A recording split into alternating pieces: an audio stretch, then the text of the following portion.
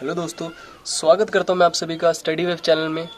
मेरा नाम है साहिल और आज हम पढ़ने वाले हैं द पोर्ट्रेट ऑफ लेडी, जो कि हॉर्नबिल का फर्स्ट चैप्टर है। 11th क्लास वालों के लिए है चैप्टर। खुशवंत सिंह ने लिखा है द पोर्ट्रेट ऑफ लेडी, और खुशवंत सिंह ने अपनी दादी जी के बारे में पूरा डिस्क्राइब किया है। उनकी दादी कैसी थी, उनका कैरेक्टर कैसा था और क्या रिलेशन था उनके बीच और उनकी दादी के बीच में। ठीक है, तो चलिए आइए शुरू करते हैं इसके चैप्टर को। और शुरू करेंगे हम दादी के कैरेक्टर के साथ कि दादी का कैरेक्टर कैसा था, दादी कैसी थी और कैसी नहीं थी। सबसे पहले about grand mother, she was short, fat and slightly bend. तो उन्होंने, खुशवंत सिंह ने अपनी दादी को कैसा डिस्क्राइब किया कि शी वॉज शॉर्ट, वो थोड़ी छोटी थी हाइट में, फैट थी, थोड़ी सी हल्की सी मोटी सी, एंड स्लाइटली बेंड थी, थोड़ी झुकी हुई थी। ठीक है, सिल्वरी वाइट हेयर, उनके थोड़े सिल्वरी टाइप के वाइट हेयर थे, और रिंकल फेस था उनका, पूरे चेहरे पे झुर्रियाँ थी। Busy in telling the beats of her rosary, पूरे दिन माला जपती रहती थी। Her lips constantly moved in inaudible prayer, और उनके लिप्स हमेशा मतलब चलते रहते थे इनऑडिबल प्रेयर में, यानी कि जो सुनाई नहीं देती, तेजी से नहीं, मन में जो प्रे करते हैं उन्हें बोलते हैं इनऑडिबल प्रेयर्स। तो वो पूरे दिन इनऑडिबल प्रेयर्स करती थी, जैसे कि आमतौर पे दादियाँ करती हैं। ठीक है, वैसी थी वो। She was not pretty but she was always beautiful, ये लाइन बोली है दादी को उन्होंने अपनी। इसका मतलब ये है कि शी वॉज नॉट प्रीटी, वो प्रीटी नहीं थी। प्रीटी हम हमेशा मोस्टली हम फिजिकली ब्यूटी को बताने के लिए यूज़ करते हैं, वो प्रीटी नहीं थी। But she was always beautiful, इसका मतलब कि वो प्रीटी नहीं थी, ब्यूटीफुल थी। जो इंटरनल सोल थी उनकी वो बहुत ज़्यादा अच्छी थी। ठीक है, वो लोगों से बहुत अच्छी तरीके से बात करती थी, तो वो इंटरनली बहुत ज़्यादा खूबसूरत थी। ठीक है, अब वो ओल्ड हो चुकी थी इसलिए वो प्रीटी नहीं रही थी, फिजिकली ब्यूटी उनकी नहीं थी, वो नहीं थी खूबसूरत, पर वो अंदर से बहुत ज़्यादा खूबसूरत थी। ठीक है, लव एनिमल इन नेचर, और वो काफ़ी एनिमल्स को पसंद करती थी और उनको नेचर बहुत प्यारा था। क्लियर होगी बात।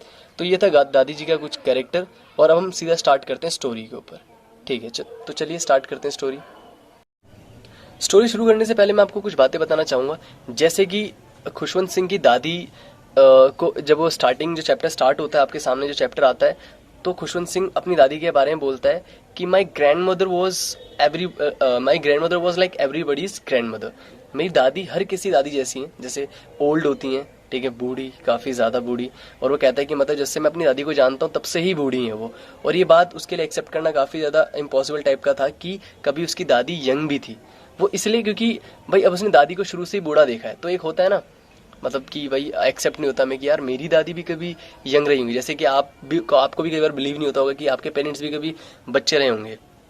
तो ये बात थोड़ी अजीब सी लगती है, पर हम जानते हैं कि ये फैक्ट है, पर फिर भी एक बात कहने की तो है। तो वैसे यहाँ पर राइटर भी अपनी दादी को बोलता है कि मतलब उसके लिए एक्सेप्ट करना मुश्किल था कि इसकी दादी भी कभी यंग रही होंगी, क्योंकि जब से देख रहा है तब से दादी सेम एज पे अटक सी गई है। कहता है 20 साल से इसको लगता है कि दादी इसकी सेम एज पे अटकी हुई हैं, जितनी बूढ़ी हो सकती थी उतनी बूढ़ी हो चुकी हैं।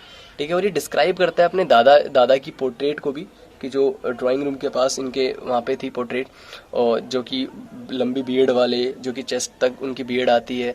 ठीक है, और ऐसा लगता है कि उनको देखकर कि ये मेरी दादी के हस्बैंड है ही नहीं, क्योंकि इतने ओल्ड हैं वो कि इनसे ओल्ड तो कोई हो ही नहीं सकता। ठीक है, तो आइए इस चैप्टर को स्टार्ट करते हैं आगे। जी, तो मैंने स्टोरी को 3 पार्ट में डिवाइड किया है। एक विलेज का पार्ट, ठीक है, और एक सिटी का पार्ट, और एक यूनिवर्सिटी का पार्ट। मैंने स्टोरी को 3 पार्ट में इसलिए डिवाइड किया क्योंकि ज़्यादा इजी होगा आपको समझने में। तो विलेज, सिटी और यूनिवर्सिटी, मैंने आपको बताया कि ये पूरा चैप्टर राइटर और उनकी दादी जी, ग्रैंड मदर के बीच में जो भी रिलेशन था कैसा नहीं था, इसके बारे में ही ये पूरा चैप्टर। और तो स्टार्टिंग चैप्टर की होती है उनके रिलेशन, जो कि उनका रिलेशन विलेज में कैसा था। देन उसके बाद धीरे धीरे वो स्टडी करने के लिए सिटी में मूव करता है, तो वहाँ पर उसकी दादी के साथ कैसा रिलेशन था। देन फिर यूनिवर्सिटी जाता है, और उसके बाद क्या होता है, वहाँ पे रिलेशन कैसा था। ठीक है, तो सबसे पहले स्टार्ट करते हैं विलेज से। तो दादी जी का और उसका रिलेशन कैसा था विलेज के अंदर। तो सबसे पहला बताया कि grand mother took care of all the needs. तो जब वो विलेज में थे, विलेज में कैसे थे वो उसके फादर और उसकी मदर दोनों के दोनों सिटी सेटल होने के लिए गए थे, तो उसको दादी के पास छोड़ दिया गया था। ठीक है, दादी उसकी पूरी केयर करती थी, साथ रहते थे, वो सुबह उठते थे, वेक him up, got ready for school, prepared his breakfast and all the things which is necessary for school. तो उसको सुबह उठाना, उसकी सारी ज़रूरतें पूरी करना, उसको स्कूल के लिए प्रिपेयर करना, उसको ब्रेकफास्ट बना के देना, उसको सारी चीज़ें, छोटी सी मोटी सारी चीज़ें उसके लिए करना।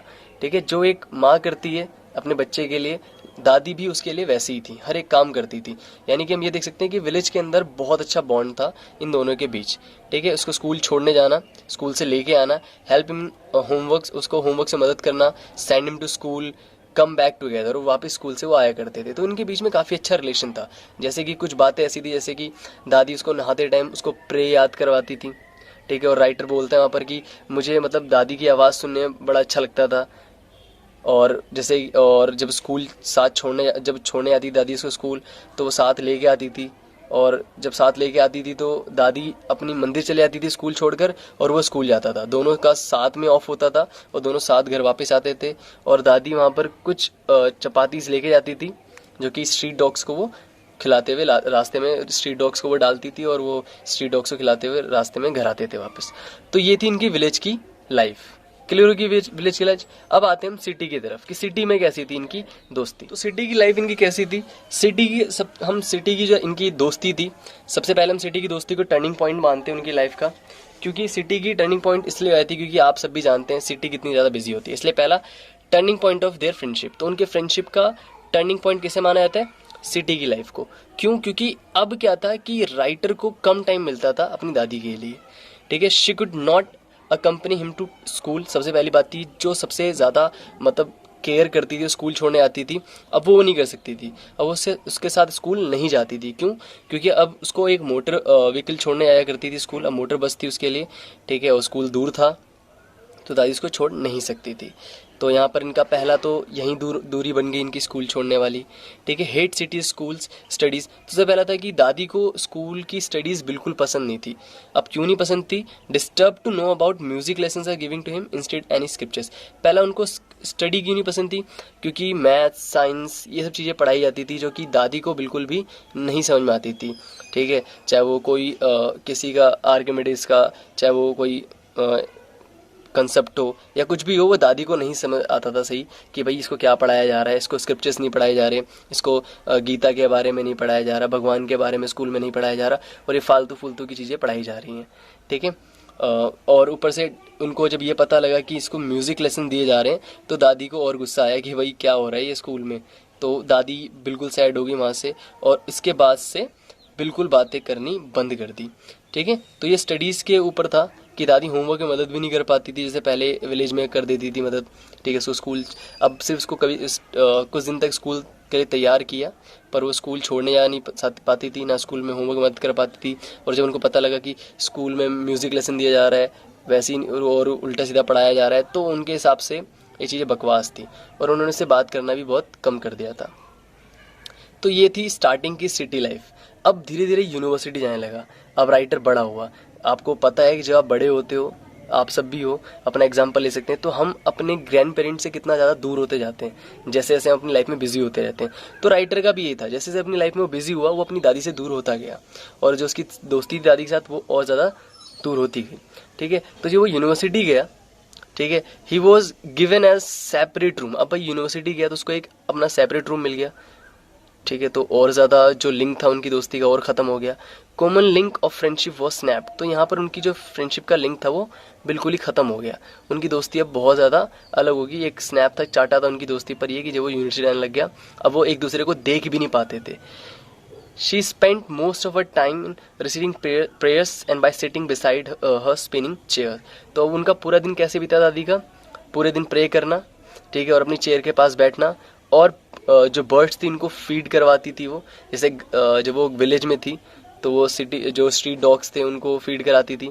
अब यहाँ पर सिटी के अंदर तो ऐसा था नहीं कि वो जा सकती थी फीड कराने कहीं बाहर, तो वो अपने बरांडे में जो स्पैरोज होती थी उनको ब्रेड्स वगैरह डाला करती थी। जैसे मैंने आपको स्टार्टिंग में कैरेक्टर के बारे में बताया इनके, कि ये काफ़ी ज़्यादा नेचर लविंग थी और उनको एनिमल्स भी बहुत पसंद थे, तो इसलिए इनकी हैबिट हमेशा थी कि वो फीड कराती थी। ठीक है, तो ये था यूनिवर्सिटी के बाद। अब इसके बाद क्या हुआ, after that he left his country for more studies. उसके बाद यहाँ पर उसने बाकी फर्दर स्टडीज़ के लिए इसने अपनी कंट्री छोड़ दी, ये बाहर एब्रॉड गया पढ़ने। जब एब्रॉड गया तो इनकी दोस्ती लगभग ख़त्म ही हो गई थी। ये एंडिंग है, मैंने इसको नहीं डाला, बस मैंने 3 आपको अलग तरीके से इसलिए समझाए ताकि ये चीज़ आप डिफरेंस कर पाएँ। इस पे क्वेश्चंस भी बहुत ज़्यादा बनते हैं, इसलिए मैंने आपको ये समझाए ठीक है, जब आप पढ़ोगे, जब आप इसको बुक में पढ़ोगे तो समझ में आ जाएगा आपको कि मैंने क्यों अलग अलग करके समझाया, और आपको और अच्छे तरीके से वो चीज़ समझ में आएगी। अब मैं आपको बताता हूँ कि उसके बाद क्या होता है, यूनिवर्सिटी वाले लाइन के बाद। अब क्या था, दादी अलग रहती थी, दादी अपना टाइम पास बहुत अलग तरीके से करती थी। अब उनकी ज़िंदगी में सिर्फ प्रे करना, बर्ड्स को खाना खिलाना ही रह गया था, और जो आस पड़ोस की मोहल्ले की औरतें थी उनको उनको ज्ञान देना, स्क्रिप्चर्स के बारे में बताना, ठीक है, ये इन चीज़ों के बारे में ही पूरा दिन का बीत जाया करता था।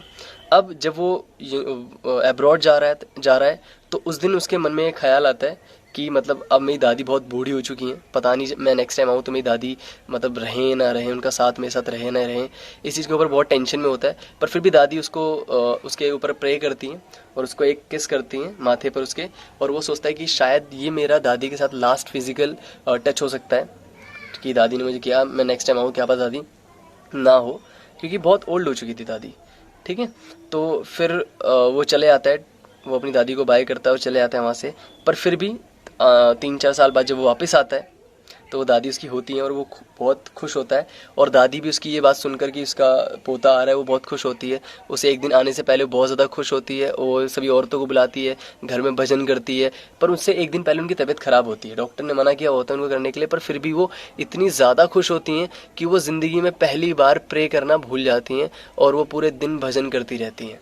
ठीक है, तो जब वो आ जाता है तो दादी बहुत खुश होती हैं, और आने के बाद बीमार पड़ जाती हैं, वो अगले दिन बुखार हो जाता है उनको, और उनको बहुत ज़्यादा दुख होता है इस बात का कि उनको पता लग जाता है कि उनका एंड आ चुका है, और बहुत दुख होता है कि एंड के टाइम पर भी उन्होंने प्रे नहीं की।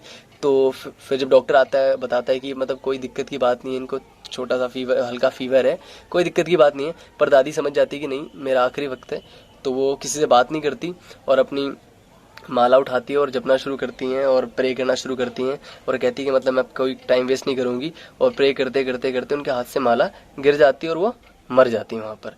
तो वो उनका एंड होता है वहाँ पर, और फिर उनको मतलब मना करते हैं घर वाले ऐसा मत करो, पर फिर भी वो ऐसे करती रहती हैं और वहाँ पर फाइनली वो मर जाती हैं। तो जब उनको जब ले जाया जाता है, ठीक है, उनकी बॉडी को, तो जो बर्ड स्पैरोज थी उस दिन बहुत ज़्यादा सैड, वो भी दिखाती हैं कि वो कितना ज़्यादा सैड है, क्योंकि जो आज तक उनको खाना खिलाने वाली लेडी थी अब वो नहीं रही, तो उसके लिए भी काफ़ी ज़्यादा सैडनेस दिखाती हैं। और जब उनकी राइटर की माँ ने जब उनके लिए मतलब ब्रेड्स को फेंका तो उन्होंने खाना भी नहीं खाया, और ज़्यादा करने पर वहाँ से वो उड़ गई। तो जो स्पैरोज थी वो भी काफ़ी दुखी थी, ठीक है, क्योंकि जो दादी थी उनका कैरेक्टर इतना अच्छा था कि नेचर भी उनसे काफ़ी ज़्यादा मतलब नेचुरल चीज़ें, बर्ड्स, एनिमल्स से भी उनसे इतने कनेक्ट रहते थे। और दादी जो थी खुशवंत सिंह की, वो इतनी ज़्यादा अच्छी थी, वो इतनी ज़्यादा केयर करने वाली थी। इसी चीज़ के ऊपर उन्होंने पूरा चैप्टर लिखा है। ठीक है, क्लियर होगी बात? तो मैं आशा करूँगा आपको चैप्टर समझ में आया होगा। जो भी डाउट्स होंगे आपके वो मुझसे पूछिएगा कमेंट बॉक्स में, आपको बताऊँगा। ठीक है, तब तक के लिए टाटा बाय बाय, मिलते हैं नेक्स्ट लेसन में।